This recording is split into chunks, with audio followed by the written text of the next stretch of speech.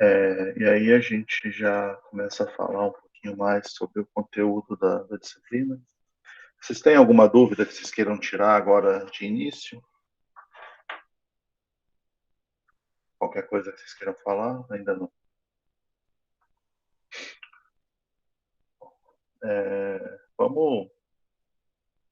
Vamos falar então de algumas coisas que a gente continuar, né, trabalhando aqui hoje sobre equilíbrio químico. Eu queria começar relembrando algumas coisas, né? Então, nosso último encontro,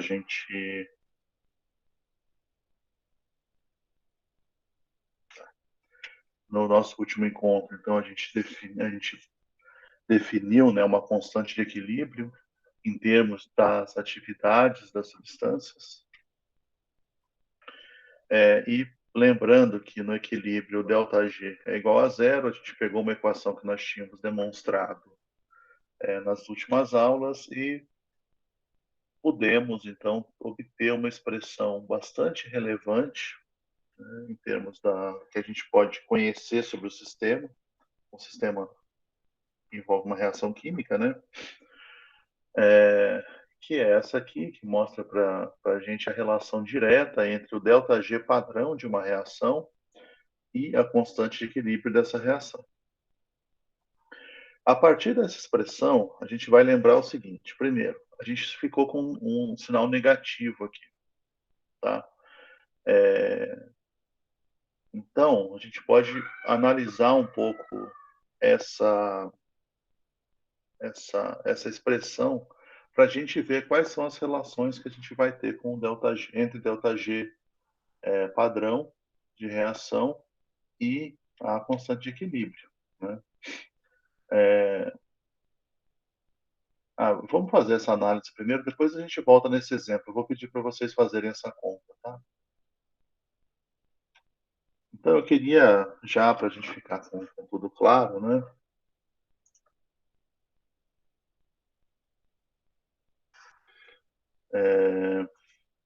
Então, aqui a gente tem que lembrar da nossa expressão, né? Vamos ver se dá certo trabalhar com isso. Não dá, né? Eu não consigo já usar de jeito nenhum. Então, delta vai dar tudo errado. É. Deixa para lá. Eu não vou conseguir fazer.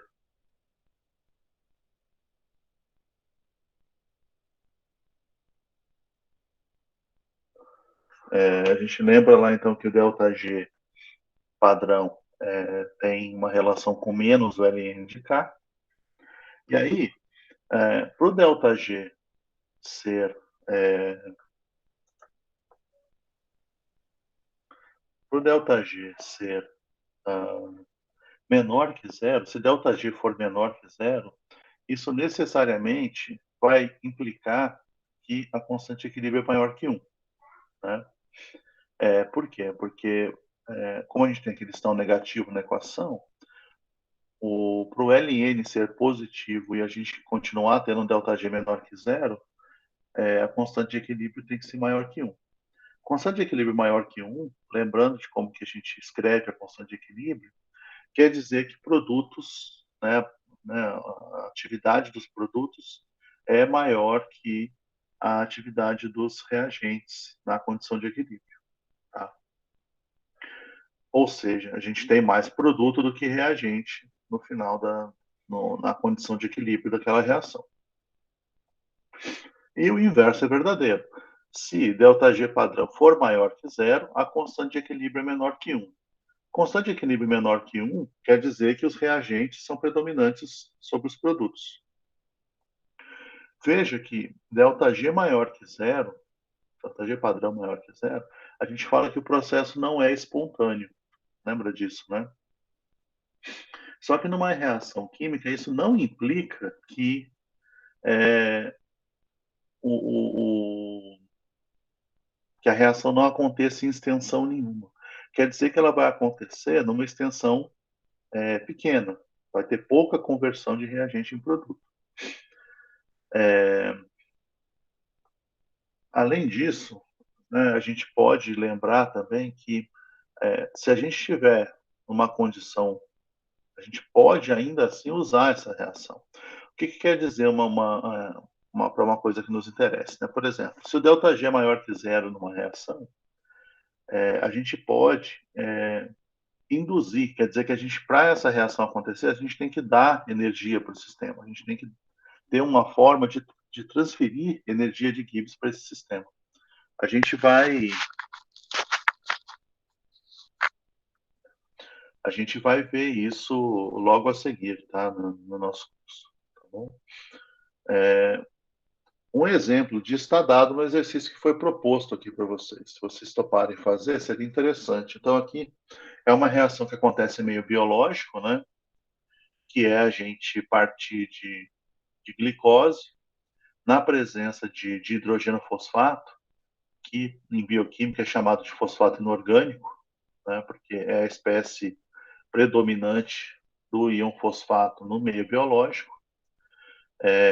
E aí, a reação de glicose com fosfato inorgânico dá a glicose, o 6-glicose monofosfato, né?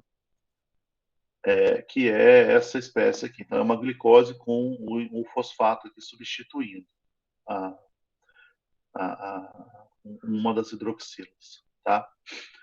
Essa reação acontece o tempo todo no nosso corpo, né? Porque a gente precisa gerar esse material para uma série de reações biológicas. O ΔG dessa reação é 14 mais 14,7 kJ por mol. Esse ponto aqui está sobrando, não devia estar aqui. A 37 graus Celsius, que é considerada como a temperatura biológica.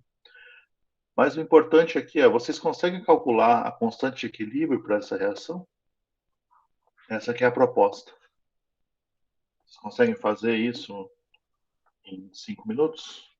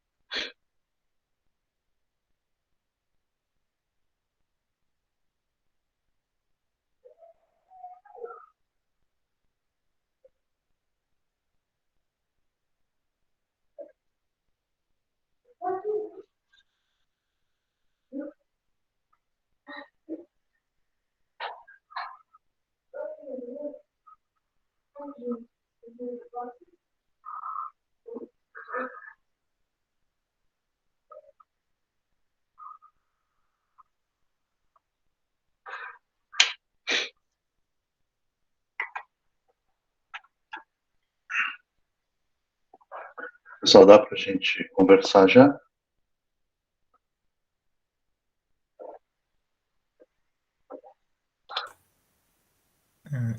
Eu encontrei aqui 1,98 vezes 10 a menos 6. Será que é isso? Eu posso ter feito a conta errada. Deixa eu parar de eu interromper. Eu resolvi de uma forma que eu posso ter feito a conta errada. Eu encontrei um valor diferente, Daniel. Bom dia, Vitória. Eu não tinha te visto ainda.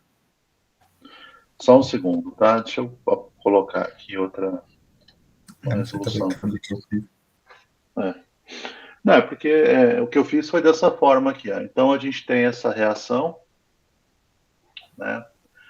Tá tudo em meio aquoso, então a gente não precisa se preocupar com o estado de agregação, né? O nosso ΔG é mais 14,7 kJ por mol, que é a mesma coisa que 14.700 Joule por mol, tá? Então eu coloquei aqui a nossa expressão, né? Simplesmente rearranjando, ln de K vai ser menos ΔG padrão sobre RT. Então eu coloquei aqui os valores, né? Usando o ΔG padrão, o nosso ΔG padrão dado, a constante dos gases para o sistema internacional e a temperatura que foi dada de 37 graus Celsius passando para Kelvin, né? Então isso aí vai dar 310,15 Kelvin. De acordo com a minha conta, não sei se está certo também, isso deu menos 5, o LN de K então ficou sendo como menos 5,70, que eu encontrei como 3,34 vezes 10 a menos 3. Alguém achou um valor assim? Não, eu refiz aqui, deu isso também. É porque eu não tinha feito LN, eu tinha feito log, por isso que tinha dado. Ah, Eu tinha feito ah, log de menos 5,70. Eu fiz aqui com o LN, deu isso. isso é. A gente só tem que lembrar disso aqui, né? E aí, é só lembrar o seguinte, né? Então, se a gente tem esse K aqui, que é 10 a menos 3, né? Aqui, quer dizer que a gente vai ter uma quantidade da glicose 6-fosfato bem pequena em comparação com as quantidades dos reagentes, né? Que é a glicose e o de hidrogênio fosfato, o do fosfato inorgânico, tá? Isso aqui é interessante porque essa constante de equilíbrio é bastante baixa e essa substância ela é relevante para o nosso organismo. Tá? Então, para sintetizar a glicose 6-fosfato, a gente tem que, muitas vezes, a gente vai precisar gastar energia, né? Que é uma das funções da gente consumir açúcar na vida, é isso. Né? Você vai gerar o ATP que vai ser acoplado a essa reação para que a gente possa gerar glicose 6-fosfato. Tá? Tudo bem como é que a gente fez aqui? Era basicamente para a gente entender o tipo de aplicação dessa equação. Ficou claro? Sim, professor. Obrigado. Tá. Bom, uma vez que a gente está com isso aqui feito, agora vamos pensar um pouquinho mais sobre esse sinal. Então, eu acho que eu tinha preparado um texto em inglês, eu copiei de um livro, acho que é melhor eu fazer aqui no braço com vocês mesmo. Então, a gente tem a nossa relação que a gente já conversou, né? Então, se ΔG for menor que zero, ΔG padrão, né? Isso implica que K é maior que 1. Se ΔG padrão da reação for maior que zero, aí isso vai implicar uma constante de equilíbrio menor que 1. Tá? Mas a gente pode também voltar a pensar um pouquinho em termos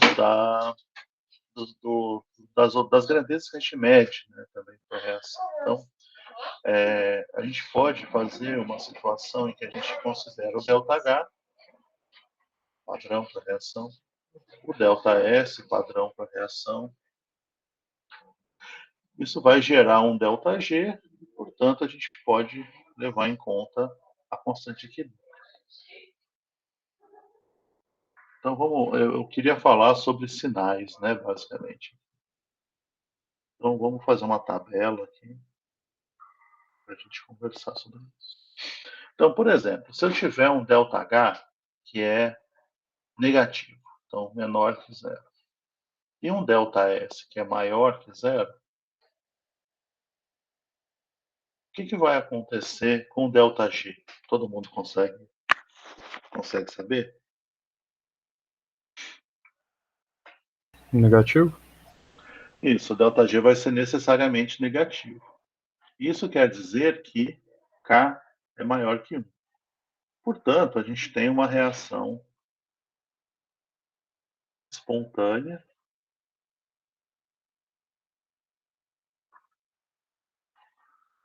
né, com a atividade dos produtos maior do que a produtória da atividade dos reagentes. Eu não vou escrever isso toda vez, não, senão a gente não sai daqui hoje.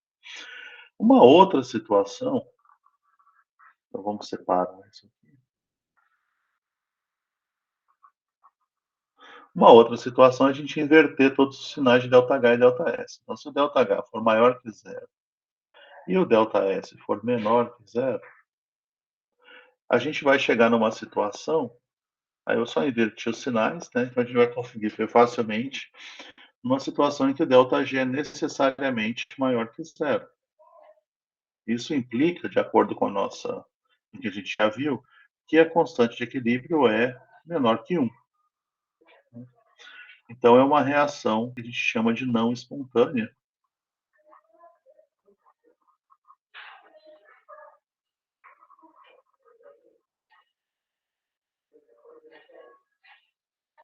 Né? E essa reação não espontânea quer dizer que a gente vai ter, o que vai acontecer aqui é inverter esse sinal, né? A produtória da atividade dos produtos é menor do que a produtória da atividade dos reagentes. Né?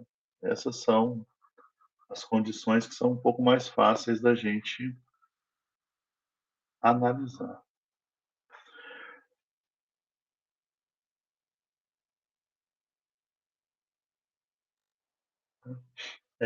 Mas pode acontecer, por exemplo, da gente ter o ΔH menor que zero e o ΔS maior que zero. A gente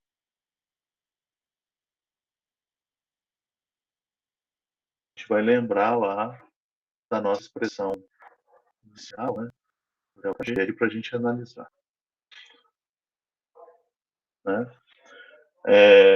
Quando isso acontecer, como é que vai acontecer com o sinal do ΔG. Se o ΔH é menor que zero, ele é um termo que contribui para que o ΔG seja menor que zero, certo? Ah, não, peraí, eu coloquei a mesma coisa aqui, né? Desculpem. Aqui tem que ser menor, os dois têm que estar com o mesmo sinal. É menor e menor, tá? Então, a terceira opção aqui é ΔH menor que zero e ΔS também menor que zero. Os dois com o mesmo sinal, né? Se o ΔS for menor que zero, esse termo aqui, menos T ΔS, vai ser um termo positivo. Então, você vai ter um termo, né, na opção 3, você vai ter um termo negativo e um outro termo positivo. Como é que eu vou saber qual que é o sinal final do ΔG? Depende da magnitude das duas grandezas, né, do módulo dos dois valores, mas também depende da temperatura. Então, para temperaturas muito altas, isso aqui depende de T. Né? E a mesma coisa vale para a constante de equilíbrio. Né? Se a temperatura é muito alta, o termo positivo vai eventualmente ficar predominante em relação ao termo negativo. Né? Então, se T é alta, eu vou colocar alta como uma seta para cima. Se T é muito alta, a gente vai ter ΔG maior que zero. E, portanto, K menor que 1. Se acontece ao contrário, se a temperatura é pequena, a gente vai ter a predominância do termo de ΔH. Então, T baixo, ΔG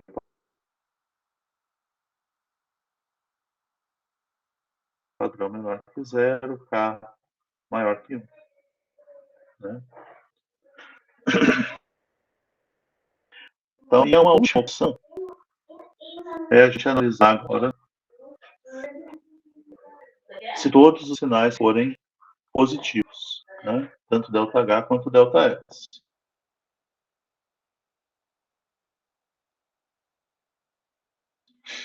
A gente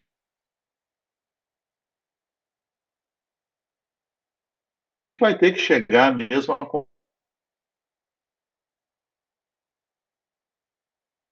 conclusão. Né? Então,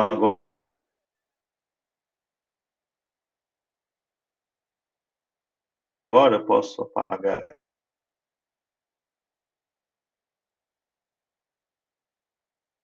aqui.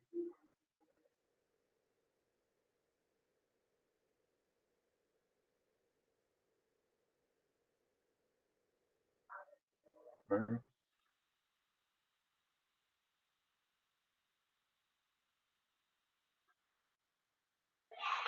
E para a opção 4 ali de sinais, né, de relação de sinais, agora eu vou ter aqui o ΔH positivo, aqui, que é, depende da porque isso. Se a temperatura aqui sobe, esse termo fica mais negativo. Se fica mais negativo, ele vai eventualmente predominar, o valor dele vai eventualmente ser predominante em relação ao valor do ΔH.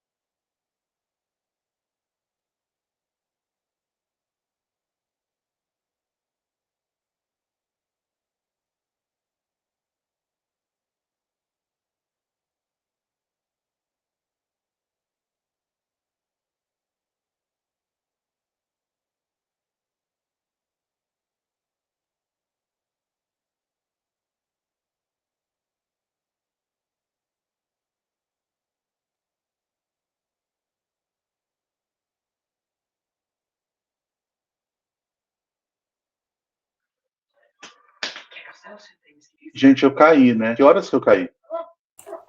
Quando estava começando a explicar o quarto com os dois negativos. Tá bom. Desculpem, porque demorou para eu descobrir o que aconteceu.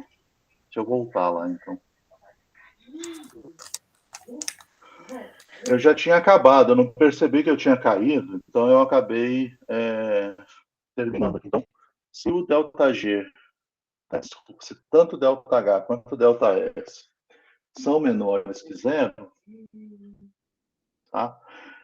A gente vai ter também uma dependência com T, né? Porque a gente já olhar aqui em cima, para essa opção 4, os dois termos aqui vão ser diferentes. Então, a gente vai ter um ΔH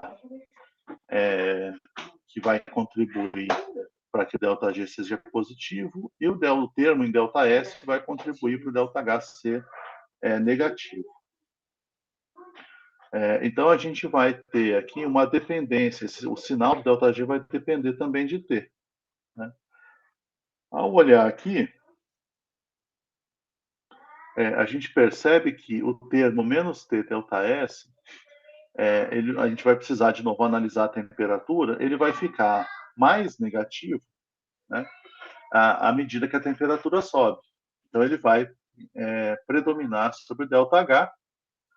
Então, o ΔG vai ser menor que zero para temperaturas altas. E aí, o K vai ser maior que 1. E o contrário é verdadeiro também. Então, se a temperatura for baixa, o termo, né, o endotérmico aqui, né, o termo ΔH maior que zero, vai predominar, vai fazer com que o ΔG seja maior que zero e K seja menor que 1. Então, o que acontece? A gente pode dizer que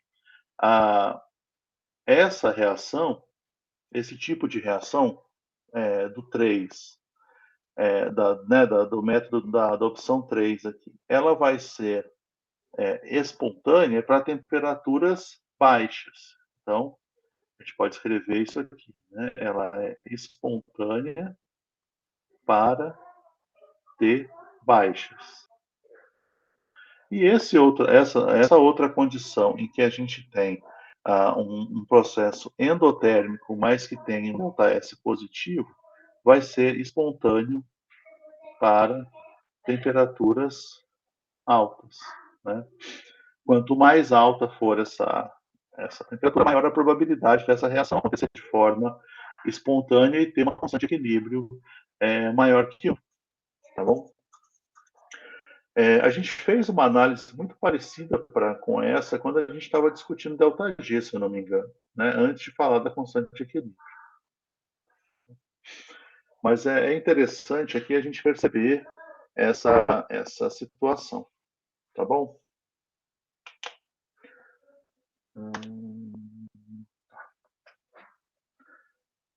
Ficou claro essa discussão?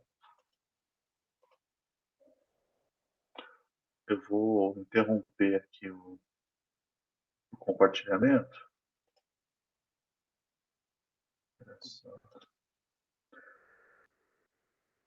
A internet está me dizendo que ela está bem ruim. E agora eu queria discutir com vocês um exemplo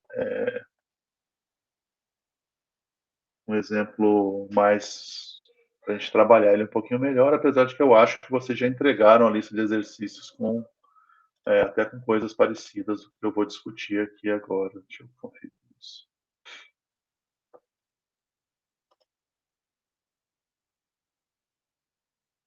Provavelmente sim.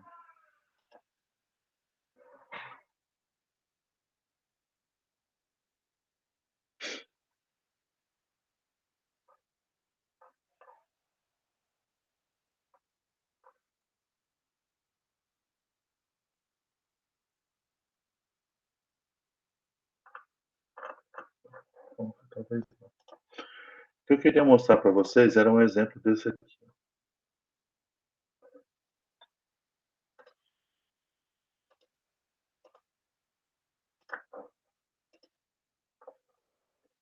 E aí, deixa eu ver como é que está aparecendo para vocês.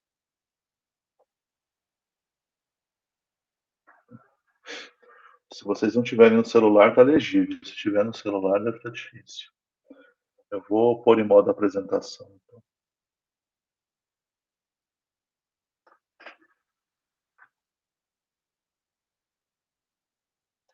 Então, a ideia toda aqui é a gente pensar nessa reação química que está dada aí, né, que é o equilíbrio químico de formação do ácido iodídrico a partir de hidrogênio e iodo, né, nas condições que eu estou anotando aqui, eu espero passar isso para ela. Então, está dado para a gente o ΔH de formação de cada substância e a entropia padrão de cada substância. Então, a gente tem um ΔH de formação para o hidrogênio, para o iodo. Não, ΔH de formação, isso. É a temperatura padrão, né?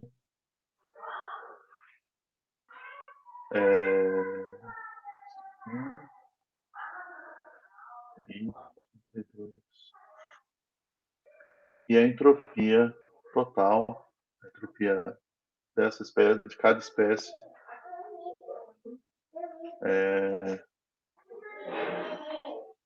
também nas condições padrão, mas a 500 Kelvin, né, que é a condição dessa reação. Deixa eu anotar aqui, porque aí talvez a gente consiga fazer isso junto daqui a pouco.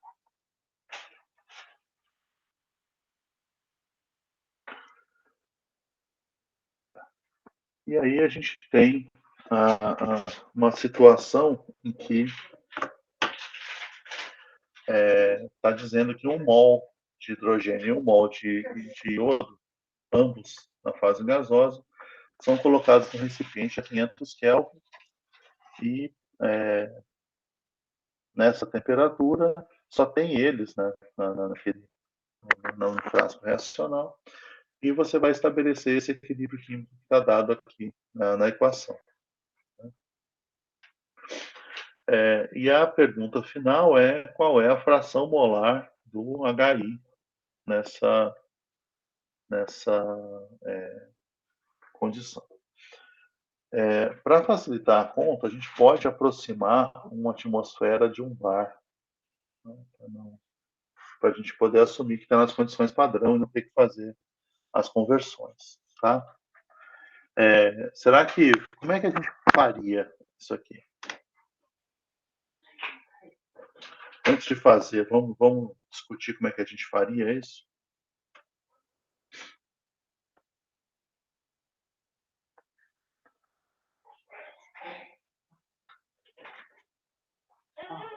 Qual seria a estratégia de vocês? Eu acho que a primeira coisa que teria que fazer é calcular o ΔG dessa reação, né? Isso é essencial, você tem razão. Calcular como ele deu ΔH, aí deu o ΔS e a temperatura, tem como ir determinando o ΔG de cada substância e depois fazer o ΔG da reação global, né? E a partir do ΔG da reação global determinar o K de equilíbrio. Aí, o que eu não sei se é só o jeito de falar, tá, Daniel? Mas aí eu pensaria em calcular o ΔH para a reação, o ΔS da reação, e depois juntar tudo.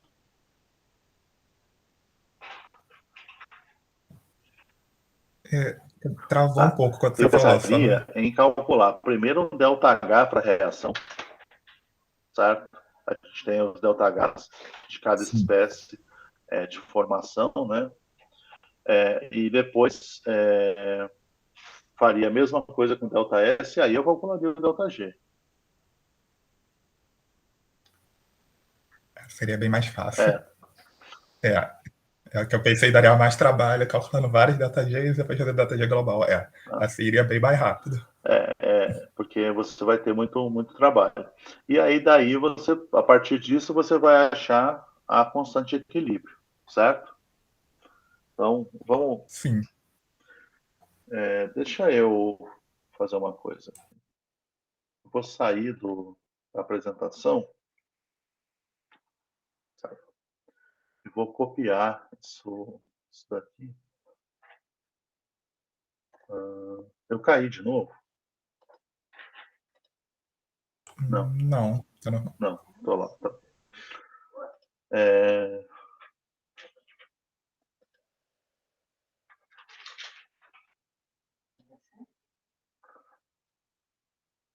Eu vou copiar isso aqui. Vou tentar copiar isso direto lá para.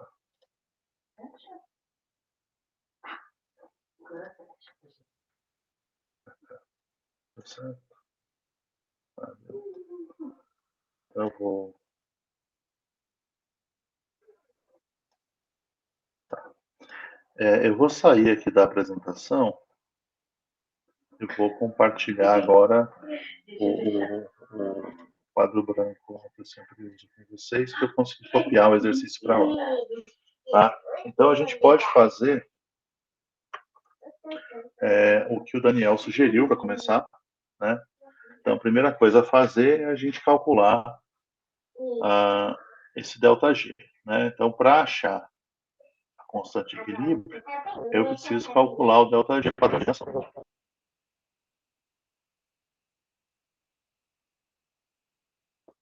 Tá? Então, o que eu vou fazer? Qual que é a minha sugestão para essa resolução? É vocês calcularem primeiro o ΔH de reação, depois o ΔS de reação. Então, isso aqui a gente calcula como sempre o somatório do ΔH de formação de produtos, menos mesma coisa para os reagentes. E a entropia padrão, a gente pode fazer simplesmente o ΔS, né, a partir da entropia padrão produtos menos, né, a entropia padrão dos reagentes. Isso aqui vai dar um certo valor. E a partir daqui, a gente pode calcular o ΔG padrão dessa reação.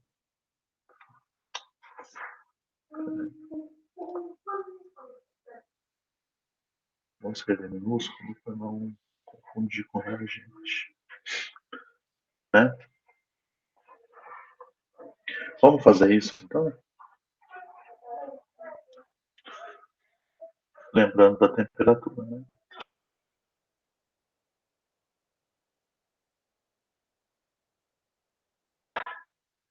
Temperatura é 500 Kelvin, aqui a gente não pode esquecer isso e acabar confundindo, colocando isso no vídeo. Vocês conseguem fazer esse cálculo para a gente continuar depois com as nossas discussões? Dá sim. Eu vou deixar aqui indicado para no final a gente então ter esse valor que vocês calcularam.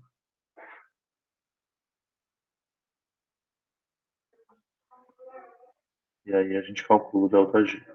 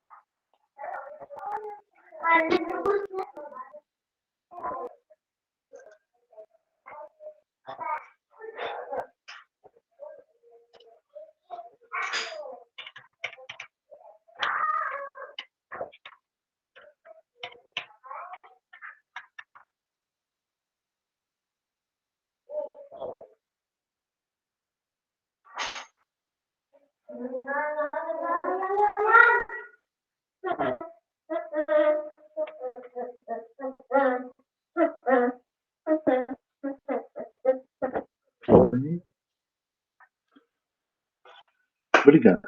Essa é a minha?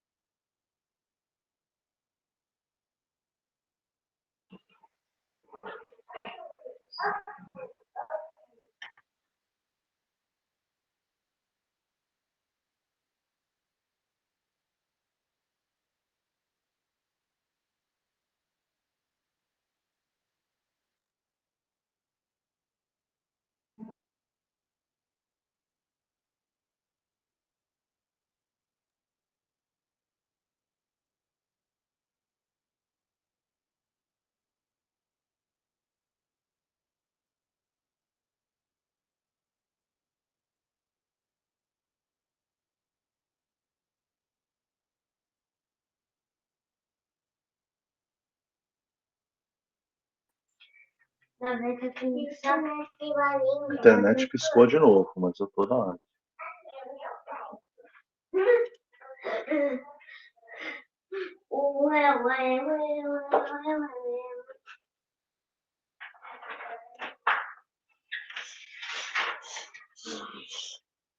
Gaveta que tem uma blusa. Tá no quarto. Cuidado com o dedinho, assim.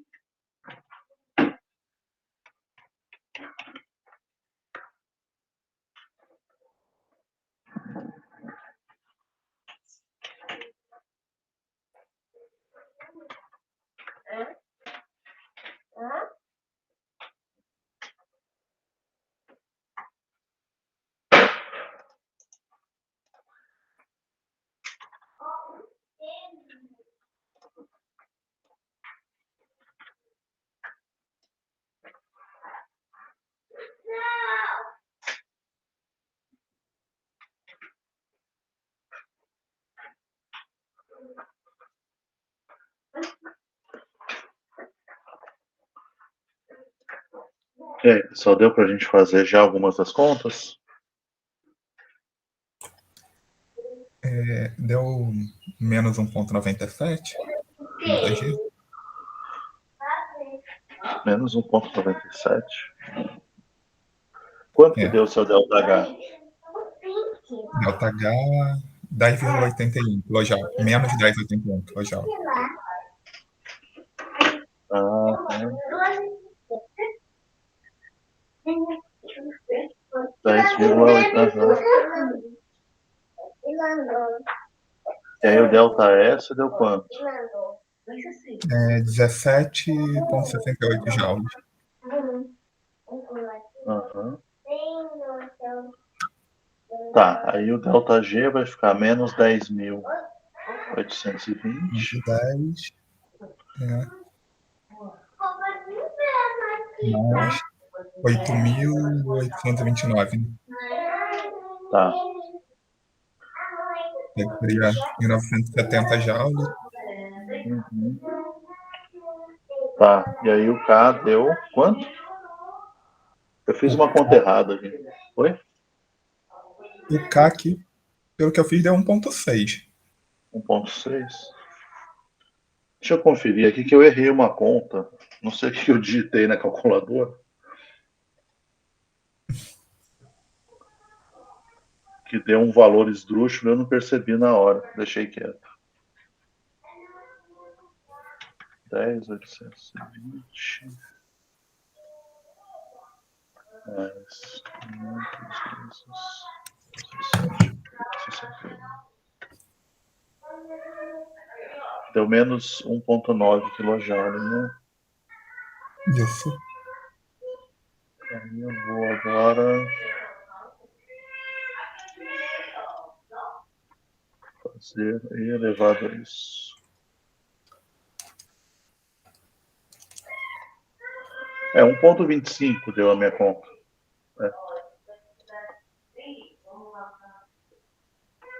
Acho que tá. Então seria isso aqui. Ó. O delta H deu menos Acho 10, que tem que compartilhar a tela. Oi? Tem que compartilhar a tela. Ah, não está compartilhando? Ah, é Não. porque caiu, né? É. Não sei o que está acontecendo com a minha internet de novo. Então o delta H deu menos 10,82. O delta S deu 17,68, né? Isso.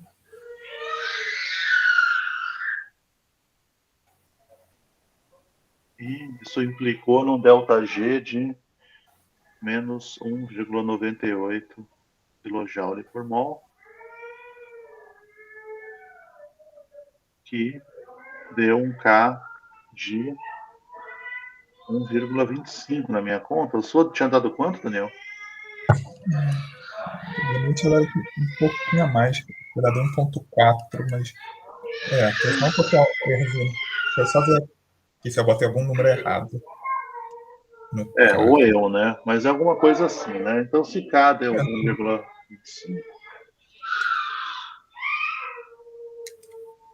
então a gente pode ter essa constante de equilíbrio. Essa constante de equilíbrio, na verdade, é uma constante de equilíbrio para pressões, né? Porque todas as espécies aqui estão no estado gasoso, né? Então, isso seria KT. Eu vou agora, a gente precisa pensar um pouquinho mais. Então, eu vou colocar aqui mais para cima. Eu vou reescrever a expressão aqui. Tá? Então, agora a gente já tem a constante de equilíbrio. Essa constante de equilíbrio, ela vai ser igual à pressão de HI sobre a pressão padrão ao quadrado, dividido pela pressão de I2, I2,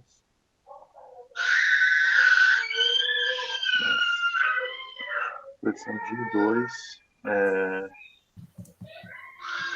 vezes pela pressão padrão, pressão de H2 pela pressão padrão. A coisa interessante que dá para fazer aqui, para facilitar a nossa vida, é que a gente não precisa, como a gente vai ficar com pressão padrão ao quadrado, a gente pode considerar só as pressões parciais de cada espécie, mas a gente tem que lembrar que isso aqui tudo é calculado na condição de equilíbrio. Então, eu queria, para a gente esclarecer algumas coisas, né?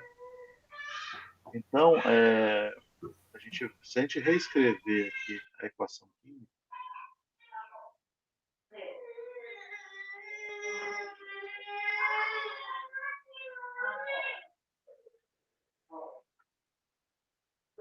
né, a gente vai olhar as condições iniciais. Então, a condição inicial é que a gente partiu de 1 mol de hidrogênio e 1 mol de I2, tá? Inicialmente. Então, a gente tinha uma pressão total, né?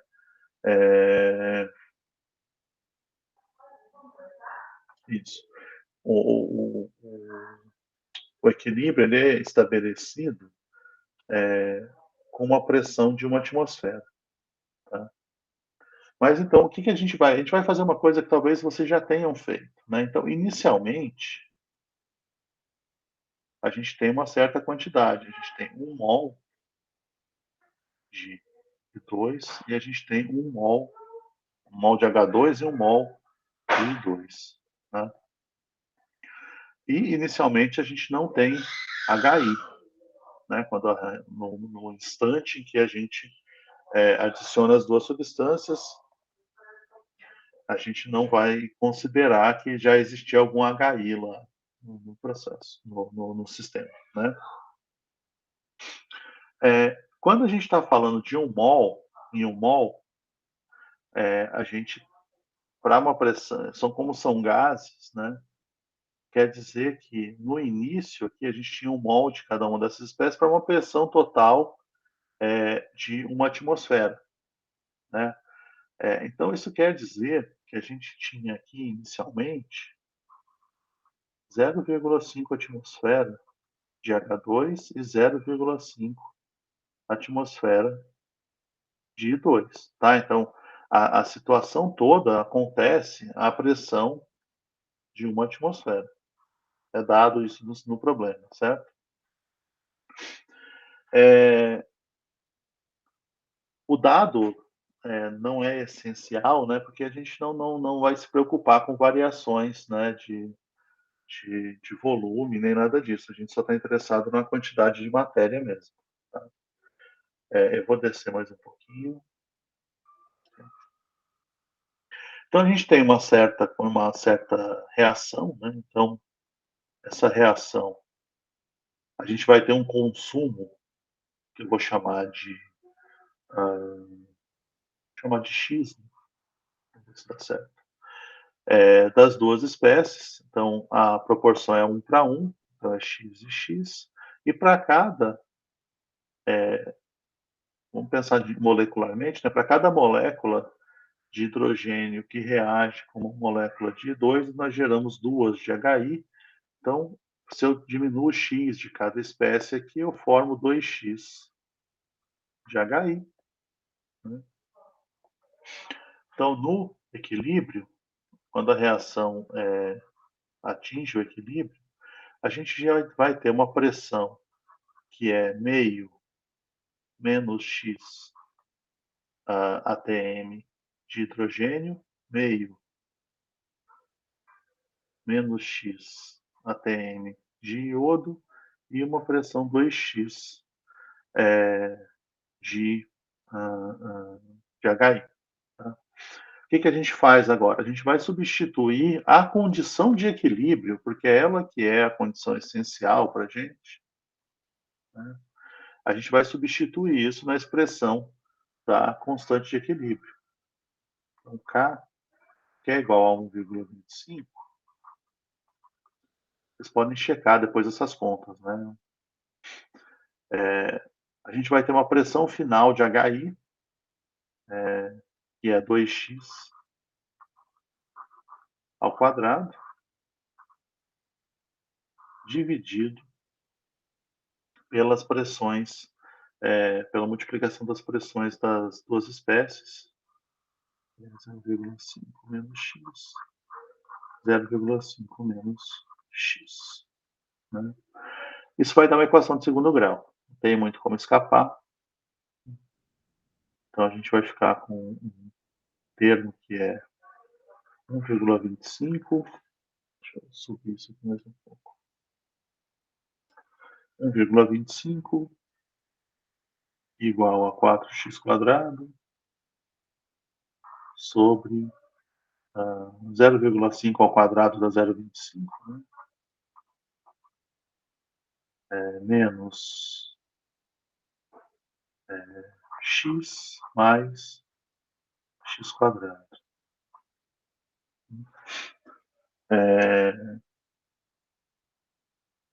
Bom, agora tem que resolver essa equação. Né? Como é que a gente vai resolver? A gente vai colocar 0,25 vezes 1,25. Vou ter que fazer essa conta, senão eu vou levar meia hora para fazer o braço. Então dá 0,312, vamos por menos 1,25x mais 1,25x² menos 4x² dá zero. Então a gente vai ficar com 2,75x² menos 1,25. Esse aqui é menos 2, né? Menos 1,25x mais 0,312 dá zero.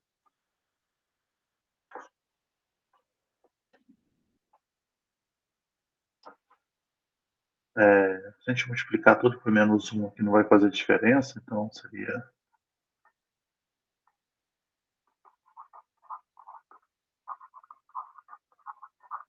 e a gente tem que resolver isso aqui. Vocês conseguem resolver isso para a gente ter uma ideia de quanto que vale x?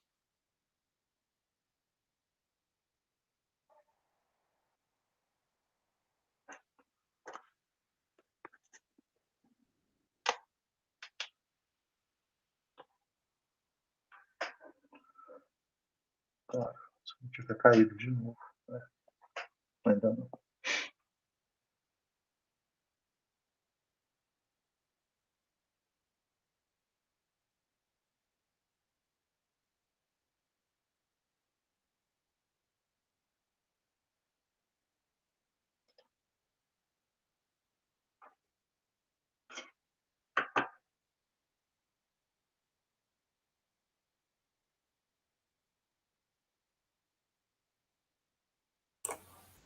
Dá 0,18. Eu não sei te dizer, mas é porque você teve uma raiz que é negativa, né? A raiz do negativo? Não, você teve duas raízes. Uma foi negativa? Sim. A raiz negativa eu nem fiz ela, só fiz a positiva. Foi o Tá, que. tá bom. Deu 0,18. É. É razoável, parece razoável para mim, né? Depois, se alguém quiser, dá 0,18, né? Então, isso quer dizer, no final das contas, se a gente voltar lá na. Vamos pegar esse número agora que o Daniel achou para a gente aí. E vamos usar aqui, né? Então, o que acontece? A gente tinha aqui uma, uma, uma condição de equilíbrio que está dada aqui. Então, vamos usar o número, né? 0,5 menos 0,18, 0,5 menos 0,18 e 2 vezes 0,18. Então, a gente vai ficar com uma pressão final que é 0,32, 0,32 e 0,36. Né? 32, 32, 36 dá 1, tá certo. Uma coisa que é interessante a gente perceber aqui é que a pressão parcial, isso aqui seria a pressão parcial, né? Então a gente teria isso aqui em atmosfera.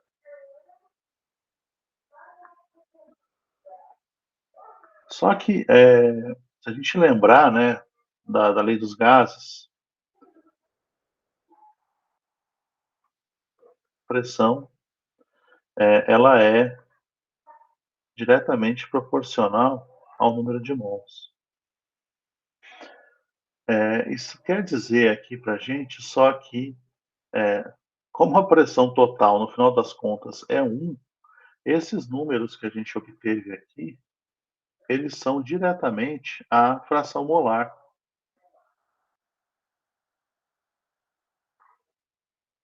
A fração molar dessas espécies. Por isso que eu não gosto do x aqui, que na hora de calcular a fração molar eu confundo com x, mas eu sempre esqueço de não usar x na hora da equação quadrática. Então, a pergunta final lá do exercício, vamos voltar lá. Lá em cima. Vamos voltar lá em cima. A primeira calcule a constante de equilíbrio. Nós já calculamos, 1,25. E qual que é a fração molar do HI presente na condição de equilíbrio, né? Que é a mesma que a gente está calculando. Então, como a gente tem essa situação de que a gente pode igualar essa pressão com a fração molar, então a nossa resposta final, vou colocar aqui embaixo, a nossa resposta final é que a fração molar do HI é 0,36. Né? Então a gente tem aqui as duas respostas para o exercício. Tá bom? Era esse o exemplo, né? Ficou claro como a gente fez?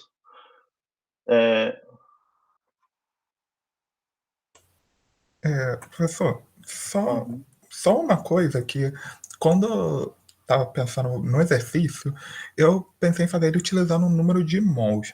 Isso daí teria problema por ser gás e não utilizar a pressão, né? Em vez de ter feito, por exemplo, o 0,5 atm, né, menos X, ter feito 1 mol menos X e 1 mol menos X.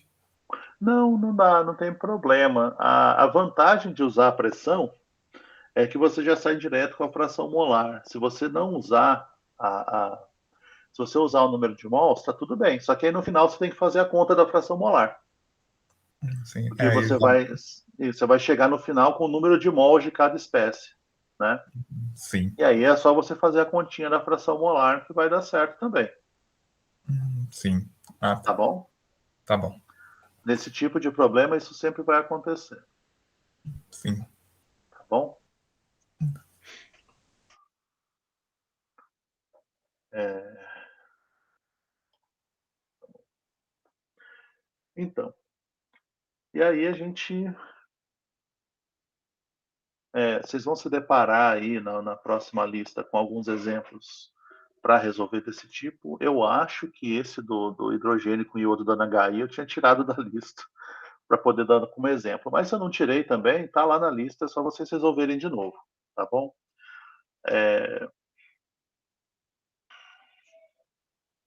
E aí, o que a gente tem para falar a seguir,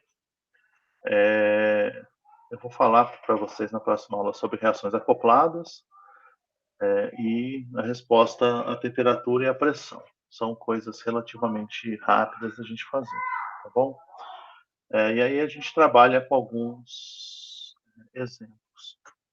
Eu também, eu tinha pensado em outra coisa para falar para vocês, mas agora eu estou esquecendo.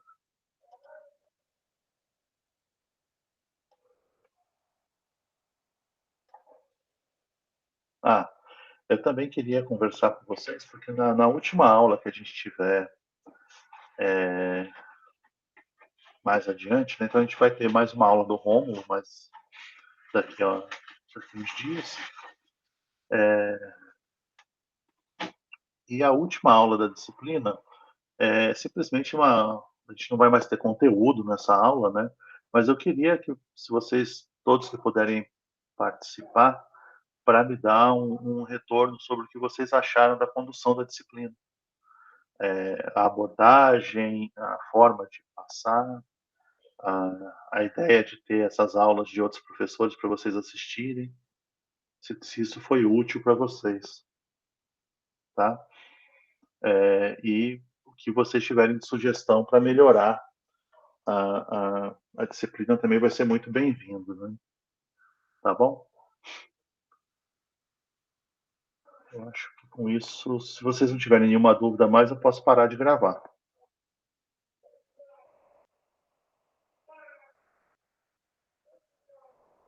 Tá.